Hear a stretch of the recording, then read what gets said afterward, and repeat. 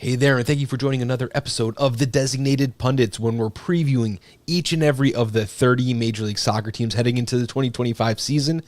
Today, we are covering the New England Revolution.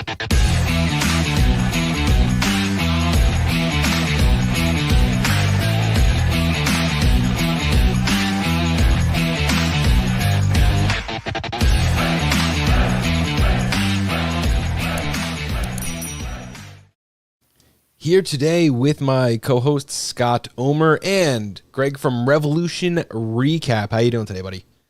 I'm doing great. It's always nice to have MLS soccer right around the corner. We're coming out of the depths of winter. The Super Bowl is about to be gone in a couple of days, and we have some MLS to look forward to. So really excited to get the season going. Absolutely. Major League Soccer's there to warm the hearts of everyone who, just put up with a 75-day January. Let's talk soccer. What is your favorite soccer memory from 2024? Oh, wow. That's, it's not a matter of which one to pick. It's, do I have one? Boy, that's a really tough one because the Revolution had a really tough season. Really, everything went wrong from the beginning of the season to the end. In fairness, I did not say Major League Soccer. I said your favorite soccer memory. well, well, you know what? I'll give a shout out to our new USL team in New England, RIFC. They went all the way to USL Cup. They lost in the finals to Colorado Springs, but Conor Smith is down there as the head coach, former Revolution player. Michael Parkhurst is a co-owner. There's some Revolution RIFC connections. So while the Revolution were certainly a disappointment, RIFC had a very successful inaugural season. So I'll give them the tip of the cap for the 2024 year. See, we knew we'd get something positive out of you. Yes. You just got to expand a little bit. Yeah. Cast a wide net. Now, we do have to recap 2024, unfortunately. 9-4-21 record, 5-4-8 at home, 4 wins, no draws, 13 losses away. 37 goals scored, 74 goals conceded. I did not need to look that up to know that was the lowest goal scored total, but I did need to look it up to find out it was the second highest goals allowed total.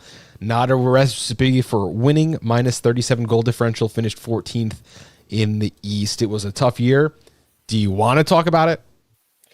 It was a season that really everything went wrong from the start. Caleb Porter came in, and it was very clear, even looking at the preseason results in hindsight, there was a very clear issue with chemistry, and the roster just doesn't seem to fit with Caleb Porter when he came in. So those numbers are all well-deserved. We were very grateful that the Earthquakes had the season that they had last year, because if not, we would have been the punching bag of the league, but instead we're just the punching bag of the Eastern Conference. Fair enough. Yeah, it was a rough season all the way around. But I will give the Revolution credit that they understand that this was a total rollover, tear down and rebuild situation. And they got started last year too. They made some pretty unpopular moves among the fan base. They traded DeJuan Jones. They traded Henry Kessler. They tried trading Dave Romney, which they did successfully in this offseason. So they did build up some GAM, and they did build up the team for this year. So I give them a little bit of credit, even though I'm not totally sure 2025 is a finished product. I'm sure we'll get into that, but really, really terrible season, and probably the worst in franchise history, if I'm being honest with you. It was crazy to me because the year before that, unless I'm like really badly misremembering, the year before that was not bad. Like the New England Revolution were a team that we were talking about as having a bright future. We were talking about this team competing for things. And then to me, it was out of nowhere. Mm-hmm. Yeah. When Bruce Arena resigned, the Revs were second in the Eastern Conference. And then they had a bit of a free fall after Bruce Arena left. And so the thought process was, well, you have Caleb Porter. He's won an MLS before. You really have that kind of voice of stability. It seemed like a win now situation with Caleb Porter. This didn't seem like a rebuild last year. They made 2 or 3 signings last year, and they weren't big ones. They signed a goalkeeper who, of course, is also now gone. They signed Nick Lima. I think they made 1 or 2 other signings. I think they signed Jonah Mensah, who played 300 minutes for the Revs, and that was it. So they really had confidence going into 2024 with that roster. Kind of like what you said, this was a team that was winning. They just need to get on the right track. And it was very, very apparent from the first few games of the season that this team was not it, and the multi-goal losses just started building and building and building. So, I think everyone in New England did not see that season coming. I think they all had playoff expectations. And as I say, that they were a bottom of the table, expecting to lose every single week team, which none of us saw coming. Like that. Sorry. I guess being a geographical rival here. You guys did have some questionable moves that were an attempt to win. You know, Chankalai, injured through most of last season, was supposed to be someone to carry you guys. You picked up Luca Langoni, who was, you know, quite a good player for your squad. Let's look at the contributors for 2024. Vrioni, 9 goals, 1 assist. You had Carles Hill, 7 goals, 5 assists. Bobby Wood with 4 goals. Izmir Bajraktarevic, 3 goals, 1 assist. Emmanuel Boateng, 2 goals, 2 assists. Dylan Barrero, 1 goal, 3 assists. That is not enough. There is nothing that jumps off of this page as being exciting to watch. There's no meat on this squad in 2024 in the attack. No, and Carlos Hill is the only one of those players that you have listed that is returning to the team this season, and I think rightfully so. Esmir was sold to PSV for, I think, 2.5 to 3 million. Incentives make that go up to 6 million. So that's a player that I think the Revs knew they weren't going to be able to hold on to long term, and they certainly didn't want to hold on to him a year too long as opposed to a year too early. So I think it was kind of time for Esmir to move on. But all those other guys, Vrioni, the Revs sold him as a designated player to Montreal for basically nothing, 50K in GAM, which is essentially just, you know, a bag of golf balls in MLS.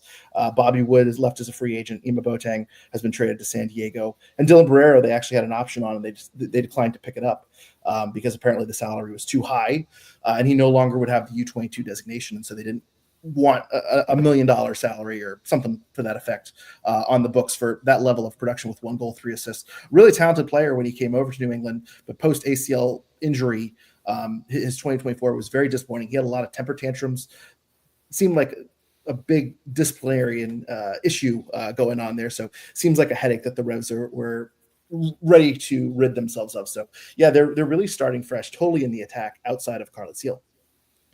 Now, one of the worst teams in Major League Soccer last year, the San Jose Earthquakes, they got Bruce Arena, which I think was a brilliant signing for them. And you saw a whole bunch of players leave to head out west. We saw a little bit of, I think it was five total players head to that new project. So many players changing on this squad that this is actually one graphic for incoming and outgoing. I had to split it up to 2 separate sheets. And the good thing is there's not really a whole lot of players that we're going to miss, right? Like when I look at this, Arriaga was capable. Mark Anthony K, a player I've liked in bursts, but I did not like him on this squad. Bajraktarevic, young and exciting, but you know, that's a Had to move on. he had to move on. Had to move on. Having a player like that is, for a good squad, a novelty. That is not going to be a novelty on a squad like this. Over 19 players leaving. Who do you miss personally? Is there like a player that the fan base was upset about, or that you personally, you know, you like throughout the years, or is it just clean slate, goodbye? Yeah, well, Dave Romney has won Defender of the Year the past 2 years for the Revolution, the team Defender of the Year for the past 2 years. I think a lot of people were sad to see him go.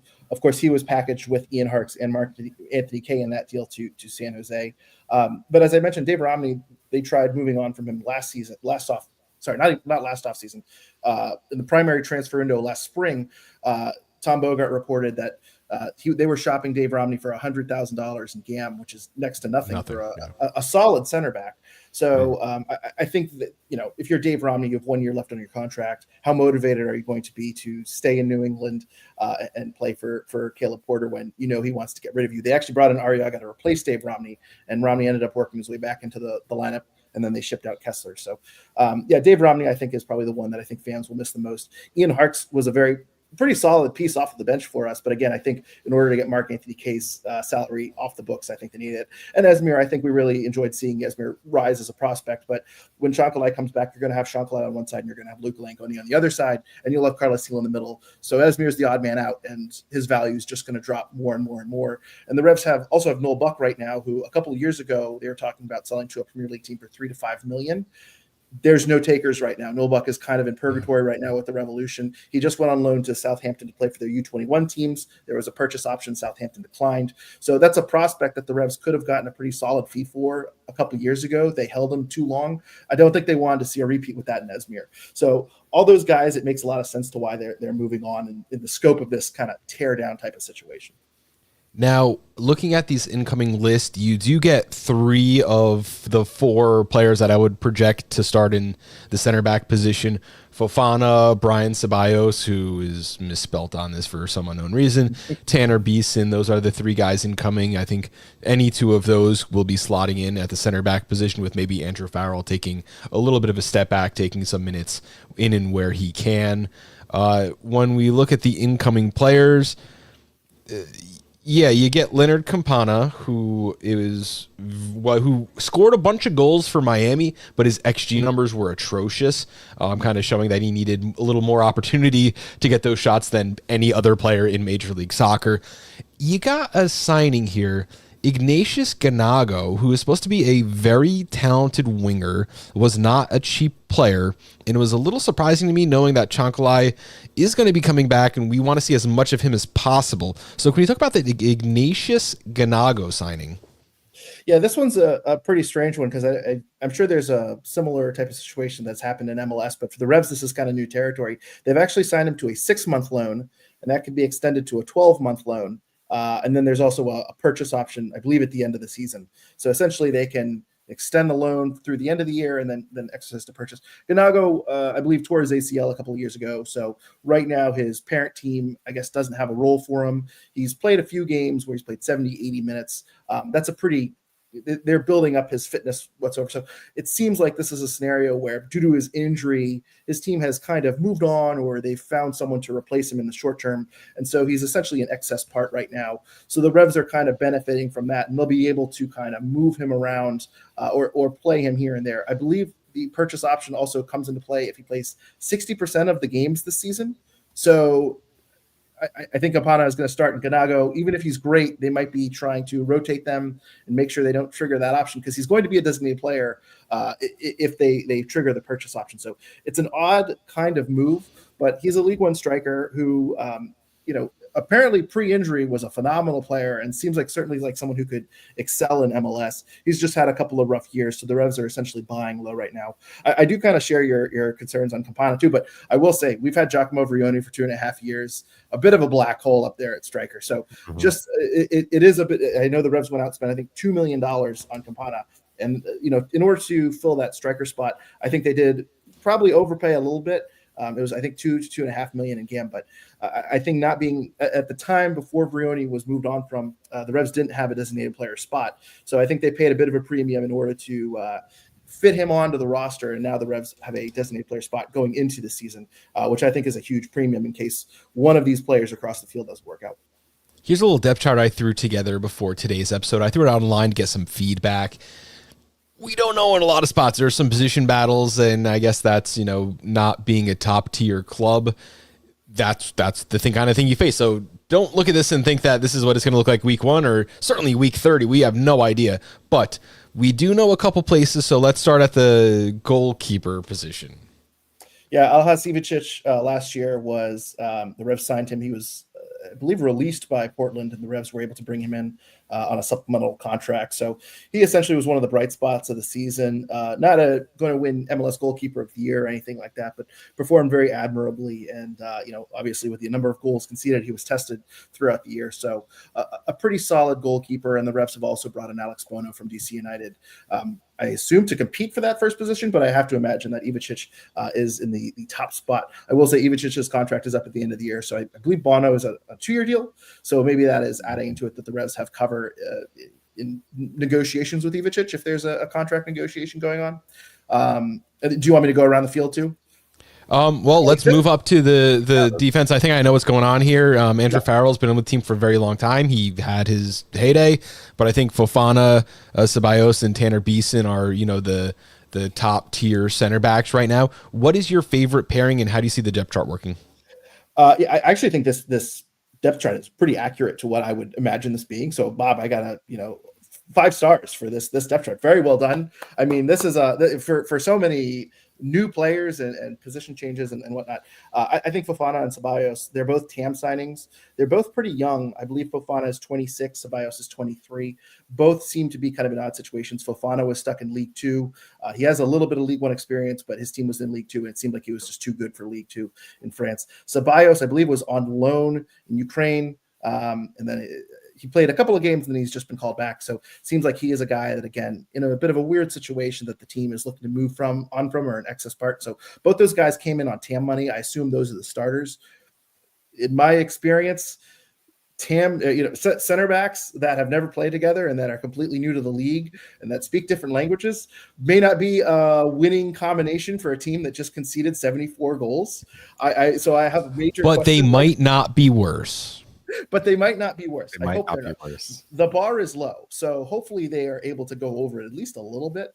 But yeah, I will say Brandon Bai and Ilya Feingold. I don't know the pronunciation of his first name just yet, but Feingold is a U22 player that they just spent, I believe, $2 million on. Brandon Bai is in a contract year, so that's one spot that I would look for to see that maybe Feingold overtakes Bai at some point in the season, and maybe Brandon Bai is on the trade block as well. And then Peyton Miller, the 17-year-old, absolute stud of a player. Apparently, there's already European interest being driven up in him. Will Sands, the Revs acquired in the DeJuan Jones trade. They actually signed him to an extension. So there's a little bit of cover. I expect to see a bit of rotation there. I don't expect Peyton Miller to take the full 30-something starts of the season, but there's a pretty solid combination over there at left back as well. Moving up to the midfield, I got a 3-man midfield here. Obviously, number 10, Carlos Hill. We could say a lot about him. If he was in a bigger club, maybe he would be talked about with as much love and admiration as someone like Ricky Puig. Loves touching the ball. He'll dance around with it. He'll distribute it. We know what he brings to the squad, and that is absolute elite level stuff from the number 10 position. Behind him, I have Alhassan Yusuf and Matt Polster. Jackson Uel, who at one point was headed to the national team, didn't make the Olympics. I think that was quite a disappointment. Missed a couple of rosters with that young club there. But he was an up-and-coming player at one point, someone who looked destined to be a household name for the U.S. men's national team. And you got Noel Buck. I have Yusuf and Polster. How do you see them, and what other responsibilities as far as being box to box and number 6, that kind of thing? Yeah, I think Polster is going to be more of a 6, and then Yusuf is going to be more box to box. Yusuf was signed last season, mid-year. He's one of the reinforcements that came in mid-year. Again, another kind of buy low situation where he was a TAM signing, but his contract, I believe, was coming up this summer. So it seemed like the team was ready to move on from him and get a transfer fee while they still could. Yusuf fit in perfectly, was one of the bright spots of the season. So I expect him to be an everyday starter. Polster has taken a step back. He was really our bulldog in 2021 during the Supporter Shield season. Really is kind of missing a step at this stage. So I expect Polster and Ewell to probably rotate. Obviously, a little bit of a different position. I don't expect Ewell to be a 6. Sure. I expect him to be more of an 8. So maybe Yusuf would be more play kind of the more of the 6 in that situation. I don't know if they're going to be going matchups or whatever, but Ewell, they signed to a 3-year contract, and that's a bit of a strong commitment. So I'm curious to see how they mix and match roles. Yusuf can play 6 or the 8. I just think, box to box is probably the better spot for him. Noel Buck, as I mentioned earlier, the man in purgatory. We don't know exactly where he's going to fit in. We don't know if he's going to be loaned out, if he's going to be sold, what exactly his role is, but he's a guy that they need to find minutes somewhere with, either with the Revs, or they need to find him, a spot elsewhere in order to move on from him. It seems like this team has been built with the expectation he won't be here, and now he is. So it's a bit of an awkward situation. And then, Carlos Hill is going to be starting every game he's available. A phenomenal player. We actually just did a podcast where we picked our best 23-man rosters, our best World Cup rosters in Revolution history, and I did some digging into the stat books. And Carlos Hill, if I remember this correctly, he's 5th in assists per 90 minutes in MLS history. So it kind of surprised me. Yeah, he's amongst some really impressive names there, and the Revs have not been a great team throughout his tenure. So he's certainly a god among men when the Revs are not doing too well. So I expect him to be out there every single game he's available. Love that. Now you have a kind of a logjam of wingers here. You have Luca Langoni, Luis Diaz out right, Shankly Ganago out left. No, we've already talked about that situation. It looks like a kind of a fill-in player for now until Shankly is 100% healthy. Ganago also has some experience playing up top, so I put him behind Campana and Urruti up top there too. The wing position looks like a place of strength for New England, although it's not necessarily one that we've seen a lot from in the last year. Yeah, Shankly was on fire at the end of 2023. They signed him as a designated player. They exercised a purchase option going into the 2024 season. Had a bit of a disappointing number. His goal numbers were not there. If you look kind of more into the advanced stats, there's a few posts involved in that. There are some chances he should have put away. I'm not super worried about him long term, but certainly a disappointing 2024. And then you have to wonder how he's going to return from ACL injury. We certainly know with Dylan Barrero that some players come back and they're just not as good. So I think that's going to be an interesting development to see how he does. Luca Langoni, really solid player, club record transfer fee from Boca Juniors. I think it was $8 or $9 million last season. So he's expected to take on the brunt of the work. Ganago, you're right. I'm not sure if they're expecting to play him on the wing or if he's going to kind of be a backup striker. I expect to see him a little bit of both, but I do know that Luis Diaz, who has time with Caleb Porter in Columbus, we should expect to see him fill in for Shankly early. So there might be a little bit of rotation. There might be some mixing and matching over time, but when Shankly is healthy, assuming he comes back to full health, you can expect Shankly and Langoni to be the starters on the wing. And there's some really good options behind him in Ganago Diaz. And we had a really, really good third option in Esmir before he was sold there too. And sorry, Bob, go ahead. We got to talk about the striker, I guess, right? Yeah. Yes. Which went from, we had nothing. We had Giacomo Vrioni and Bobby Wood. And Bobby Wood actually was a pretty decent player when he was healthy. It was just a matter of if he was able to stay on the field. Nice player when he's healthy, but he's never healthy. Yeah. I mean, he was, you're right. We don't need to elaborate on that. But yeah, I'm a nice striker too when I'm in form for Major League Soccer duties. I've never gotten there, but I just in my head, I think. Well, it's funny too, because in the 2023 season, people kind of forget that part of the reason they were doing so well at the beginning of the season was Bobby Wood had overtaken Vrioni as the starter, and he actually performed really, really well. No expectations coming in the year, no one expecting to see the field, and I mean, he kind of caught fire at the beginning of the year, and that's why they were winning games. So, the whole time Vrioni was in New England, the results were down, and he was a bit of a liability. So, going from that to Campana. Ganago, who obviously I think a lot of people are excited about, although there's question marks of what that's going to be. And then Max Urruti, who, I thought he was his goal record was a lot better than it actually was when I looked it up. I thought he was like a world-class player, and it just turns out he just always scored on the Revolution. I think he's played like 8 or 9 games against the Revs and has like 5 goals. And so I was like, I thought he was like, MLS All-Star every year. But he's going to be a decent depth filler. He's on a 1-year contract. He's an experienced player, and it fills out the roster. So I think the Revs have a decent cluster of strikers that you're only going to need one of them, and one of them's got to get hot, right? So yeah. It's a lot more optimistic than last season when Vrioni was really just a black hole up top. I think cluster is right. As we kind of looked at the players going out, the players coming in, there's a lot of turnover. And yeah, the chemistry really might take a while to settle in. We talked about that with the center backs. I think the thing that I like about New England's approach here, though, is they haven't put all their eggs in necessarily one basket. It's not like you're dependent on Urruti to be the guy, or Campana to be the guy, or Ganago, or whatever. There's this sort of like, well, any one of these guys could do it. Do you think Caleb Porter is approaching the season with that sort of like wide open approach? Yes. Well, and I'll also add another thing too, which is at the beginning of the season, one thing that Caleb Porter was kind of frustrated with was that they were basically right up to the cap. So they weren't able to really make any moves that they wanted. That's why essentially Dave Romney was available at bargain basement prices. They essentially just wanted his salary off the book so they could have a little bit more flexibility. Going into this season, Ganago, if he doesn't work out, he's gone in the summer, right? So that opens up an international roster spot. That opens up salary. They have a designated player spot. They have one more U22 spot. or 2 U22 spots if they don't want to use the designated player. And then, of course, because they have 2 designated players, because of the new rules, they get $2 million more in GAM, assuming they don't use that 3rd designated player spot. So there's a lot more flexibility of what they can add on to. So I think there's going to be some trial and error and some mixing and matching, like you said. And I see this first question: can this new team build chemistry quickly? I don't think they're going to get results right out of the back. It's both up top and along the back line. But I think they're thinking beyond, March, April. I think they want kind of a more complete finished product by the end of the season, because they certainly have room to add. And I'm curious to see what they do in the summer window too. They started 1-1-7 last season after beating Chicago Fire in Chicago 1-0.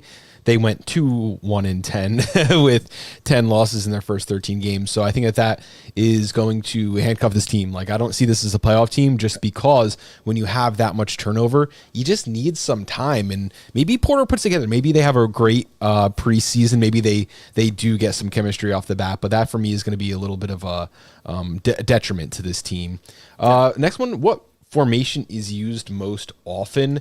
I have them set up as a 4-3-3. Is that what we're expecting to see, or is there going to be a chance where like maybe Ganago and Campana make appearances as striker together in like a 4-1-2-1-2 kind of thing?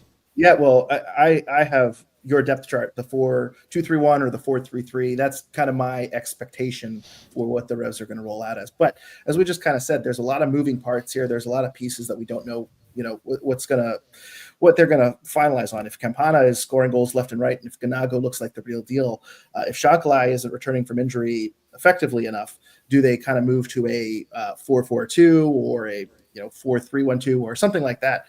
There's a lot of flexibility in this roster. There's a lot of moving parts. So I could certainly see them moving on to some sort of 2-striker formation, as long as Carlos Gil isn't totally thrown off by it. But I expect the 4-2-3-1, because that's essentially what the Revs have always played, as long as Carlos Gil has been here for the most part. So that's my guess. And let me build on that question a little bit. Like, tell us a little bit about how this team is going to play, like, under the Caleb Porter leadership. Because I feel like last year the team was so dysfunctional. Like, I just never got a picture of what that was supposed to look like. What do you think this year is supposed to look like? No, I agree 100%. This is a tough question, because like what the Caleb Porter ball that I saw is hopefully not the finished product, right? Yeah. I think a lot of things too is that, Bruce Arena ball was essentially get the ball to Carlos Gil and go from there, right? And one thing that a lot of people picked up on last year is that Carlos Gil was not picking up the ball in the basically far enough down the field. He had to go back to get the ball, essentially. Too deep. So yeah. So one thing that Porter has really kind of emphasized is, and we talked about Dave Romney. I guess one of the knocks on Dave Romney and why he wanted him out was Romney wasn't good enough with the ball at his feet, whereas Javier Arriaga was apparently someone that Porter, the reason why he wanted Arriaga was because he was able to distribute the ball better. So I expect a lot of passing out of the back. I think they want Gil to get the ball in more dangerous areas. I think they are looking to play with a lot of possession and a lot of purpose with possession. And last year that just did not really work out. So they're trying to establish that style. And that was also very frustrating because, you mentioned that 1-0 win in Chicago when the Revs go on this massive losing streak. That one goal was a screamer from Thomas Shakalai, where the goalkeeper boots it up, Vrioni heads the ball on, Shakalai picks it up and fires what the heck type of shot, and it perfectly goes into the top corner. So for a long time, the Revs were playing a little bit more direct, and Caleb Porter is trying to institute a little bit more of possession and complete soccer, which really just didn't work out with the players he had last year. My last question here is, you guys scored less goals than anyone else in Major League Soccer last year, and you conceded almost more than anyone else. One team conceded more.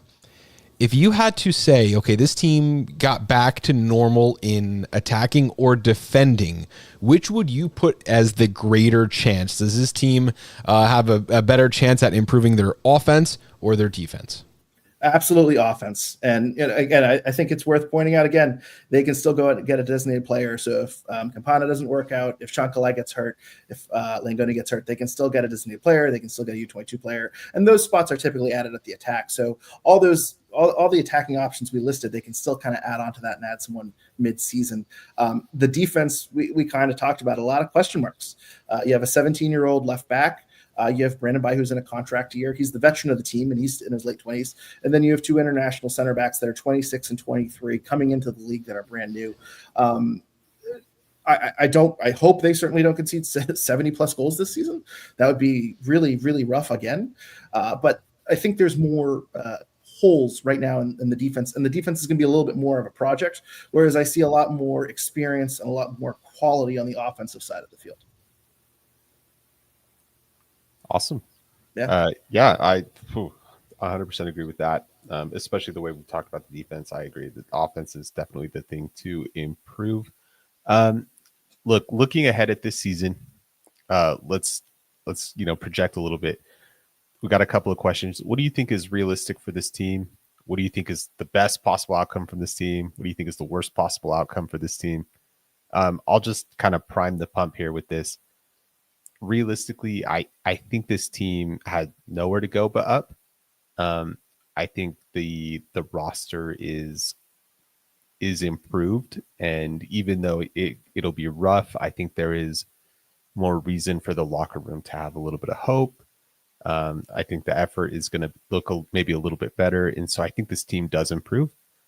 Realistically, I'm not sure that puts this team in a playoff spot, and I don't know that even that expectation, should be there.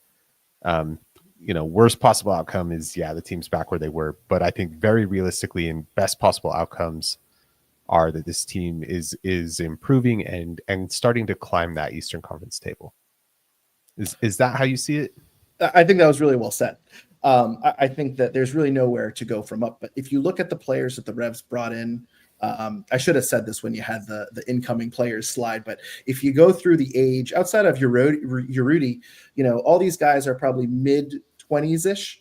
They're signed to multi-year deals. These aren't win now moves to me. The center backs that they brought in are 26 and 23. They brought in a 20-year-old right back. Yusuf, I believe, I don't know Yusuf's age, but I think Yule is 27, 28, and he's on a 3-year deal. All these guys they're bringing in, there's Urruti and Diaz, but the guys they've signed to big deals and the first moves they made, they're younger players, and they got rid of the guys that seem to be past 30 that were on expiring deals. And it seems like this is a team that they're building for 2026 just as much as they're building for 2025. So I don't think this is a complete product just yet. So I think that's a fair assessment that realistically we might be in a playoff hunt. 9 teams make it. There's 15 teams. So mathematically, really, you should be in somewhere in the mix, right? We were, until the last month of the season, we were in the mix, right? So they should realistically, if they're in the play-in game, I'm not surprised. Best case scenario, if everything falls in place perfectly, if these center backs are studs, I could see them getting 4th, 5th in the Eastern Conference. I could see this being a quality team if everything really falls into place. That's really optimistic. I see you laughing. You told me some Kool-Aid level stuff there. You told me most optimistic. If both these center backs are great, fair enough. Most optimistic. That's everything hits. Yeah. I love that reminds me of NYCFC 2 years ago when we did this. It was like, well, if their left back pans out to be an all-world player and the right back does too, and then the 2 center backs, I don't see that. I think the best case scenario is finding a playoff spot. I really think that 8 or 9 for right now. We know things in Major League Soccer change very quickly, as with the firing of Bruce Arena the first time. When the world gets upended, the world gets set right, and there are certainly some teams in the East. It seemed like for a month or two there at the end of last season, no one wanted to win it. Everyone's fighting for decision day playoff positioning, of course, with the exception of Inter Miami, but. These things happen. There's a lot of parity in Major League Soccer, and things change really quickly. So we're not going to condemn you just yet, New England fans. You can back off. We're just stating the fact the way things are. And we talked to Toronto yesterday, and that I think is a better squad. But the our guest Jeffrey was way more cynical about his own squad. So I do like to see that. It is worth saying with the betting, you guys are tied with the lowest 6 teams in the league for longest odds by Vegas to win MLS Cup. I don't see that being in your future, but you got to celebrate the little things in soccer, and getting a few more wins starting to climb and talking yourself in the off season next year into getting into a playoff spot that you guys that's part of the game. That's why we play and a couple signings and maybe we'll have something interesting to talk about real soon. Bob, this is the first time I've been laughed at a podcast. I just want to say this is the first time the hosts have laughed at something I've said. But no, there's a wide range of outcomes here because we don't know. This whole team there's a billion question marks with them. So we could have a repeat of last year. Porter could lose the locker room and he might be gone by May. Or these team, everything kind of falls into place and the Revs sign a designated player midfielder to pair with Yusuf and create a really, really strong, attacking six. So I don't know. It's if you guys are in that spot, as mine. If you guys are in that spot and you play as well as you possibly could, what went right? What needs to pan out in order for that to happen? Like what storyline should we be following that, 80% of New England season depends on this? 80%. Well, I think that I keep talking. I just threw out a number. Yeah. I keep talking about that center back pairing. I mean, I have no idea what to expect from either one of these players. I've tried watching film on them. There's really not a lot. They're both very young players. They both had a valuation of about $2 million. They could be horrible or they could, turn out to be great players that they got at a low price. So I think a lot depends on that defense. We talked about 74 goals conceded. I mean, it's tough to cut that in half, right? So I think if the defense is able to find a good center back pairing that's able to play the way Caleb Porter wants to play, I think it really starts there. And then on top of that, if Ganago or Campana turn out to be a 15 goal scorer, if they're able to receive the passes from Carlos Hill and finish them, we all know that Carlos Hill is quality and can deliver the passes. So I think it's on both ends of the field here. I mean, obviously you saw the numbers. I mean, we need to improve on both, but I think the biggest question marks are the center backs because really, I think not a lot of people are giving them any credit right now. And there's just expect nothing. And, if they turn out to be great players, but I mean, what are the odds that, two guys new coming into MLS and again, 26, 23, not a lot of experience. I think the realistic scenario is they're on the cusp of the playoffs and the worst case scenario is a repeat of last year. So I think all of that is, I think we agree a lot in terms of the outlook here. And I'm curious to see too, if Caleb Porter and Curtin Alfo are on the hot seat, because certainly you have a season like last year, you automatically, I feel like, are on the hot seat, but you're really building a team long-term. I mean, none of these are win now moves. So I'm curious if Caleb Porter gets a little bit of grace if, we are in 12th or 13th by May or June, and they are given one more window to sort it out and given the rest of the season. Because I think a lot of fans are already tired of Caleb Porter and feel it was a giant mistake in bringing him in. And it's going to be interesting to see how long the Revs can be bad until something breaks here. That was my question. How much patience is there for Caleb Porter? What does he have to do to stay in the job? Or is his seat really hot? Like, hey, you've had a window. We got you guys. We built a brand new team. Make it happen. Yeah. I mean, I think amongst fans, it's really hot. Because as I say, like coming into this job, this was expected to be a playoff team last year and nothing went right. So fans certainly don't give him any leeway. If you want to see yourself as a coach that can compete with Bruce Arena, you need to take over Bruce Arena's team and win with the team that Bruce Arena had, right? Well, here's the other fun thing. Can you imagine the situation if the Revs are in 13th at the end of the season, and if Bruce Arena makes the playoffs with San Jose and Dave Romney is starting, Mark Anthony Kaye is starting, Ian Harkes is playing well, Nick Lima is starting at right back, and if he turns that team around, those were guys Caleb Porter wanted to throw away. And those were players that he couldn't make work in New England. They were already here. They're already settled. They move on to San Jose into a different situation. They all play well. How bad will that look for Caleb Porter? And what is the justification for him to retain his job? I do think he has a little more support in the organization. I think Curtin Alfo has more support. I think Curtin Alfo has actually done a pretty decent job in rebuilding this team and turning over this roster without using all of his resources. So I give Alfo a little bit of credit there. But at the end of the day, I mean, I think a lot of fans are expecting a turnaround quicker than I think the organization is planning. So it's going to be interesting to see how much patience the organization has and how much say the fans have if the Revs don't get into that playoff spot, or, as I say, if they're 10 points below the playoff line, a lot of fans aren't going to want to see Caleb Porter in 2026. Absolutely love it. Thank you so much, Greg, for taking time out to be here with us today on the Designated Pundits. Let us know one more time where we can find the Revolution recap. Yeah, we're on all social media. We're on Blue Sky. We're on Twitter. We're on Instagram. We're on Threads. Just look up Revolution Recap. We're also available on all podcast platforms. We do weekly recap shows, and we also do a midweek interview, typically with an Apple TV guest, but sometimes it's with a player. Sometimes it's with someone else. We've had Brad Feldman, the former play-by-play guy for the Revolution, on the team or on the show. So we try to do a good mix of interviews and team previews. So anywhere you listen to podcasts, go search Revolution Recap. And when you guys are in fourth place in week 25, you can come back on and laugh at me and Scott. Yes. Thank you again. And everyone, thank you for checking out the Designated Pundits.